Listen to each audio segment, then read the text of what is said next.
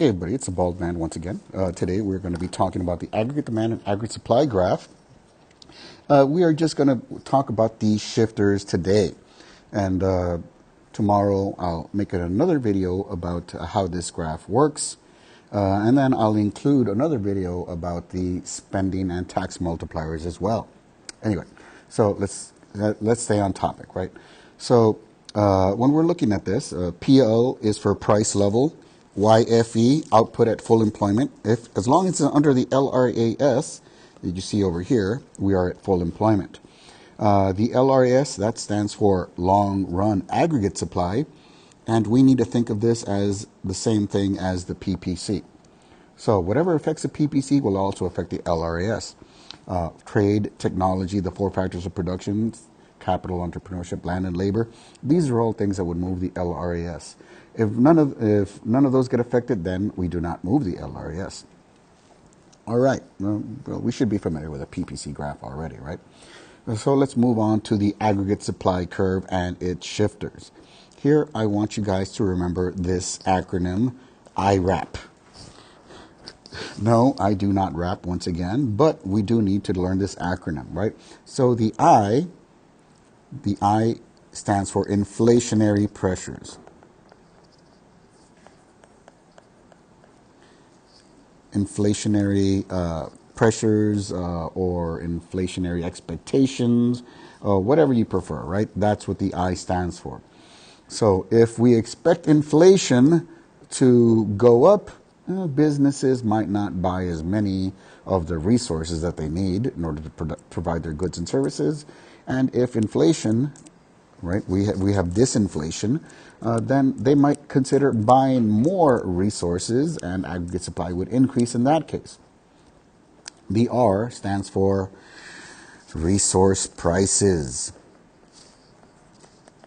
Sorry about that. If the price of a barrel of oil goes up, then businesses will not buy as much oil as they normally do to process. But if the price of oil goes down, they will indeed buy more.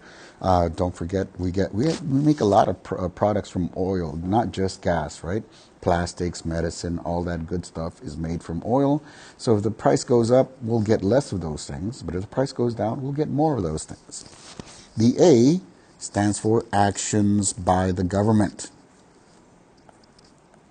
Do not think of this as government spending. That's government spending. Actions by the government. They passed a law. If you remember the example I used in class, it's now law that if you have a baby and if you're operating a motor vehicle, you have to have a baby seat or booster seat if you have a toddler under a certain height or weight. Right? What did that law do? Well, it caused a boom in the car seat manufacturing industry. So, again, actions by the government. Think of those as being laws that the government passes. And the P stands for productivity. All right. Productivity also affects aggregate supply. The more productive our workers are, the more we can supply. The less productive they are, well, things start to get more expensive and less things go out to the market. We haven't talked about aggregate demand yet, but there's no real need to spend a lot of time on the shifters for aggregate demand because we know them all. If we know how to calculate GDP, then you can name all of the shifters for aggregate demand because they are the same thing. Aggregate demand is basically nominal GDP. So in order to for aggregate demand to be affected, something has to happen to consumer spending.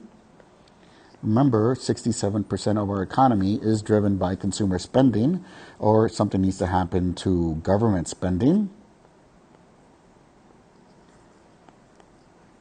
Right, the government loves to spend our money. Also, don't forget gross business investment, IG, right? Gross business investment. And what helps gross business investment? Lower interest rates. So we will be talking a lot about interest rates later next week. So keep your eye out on that lecture. And then last but not least, XN, which is net exports. Exports minus imports. Here in the United States, we know that we import more than we export, so this is going to be a big negative number, but for most other countries, it will not be. Again, if you have any questions about what affects either the long-run aggregate supply curve, the short-run aggregate supply curve, or the aggregate demand curve, please let me know.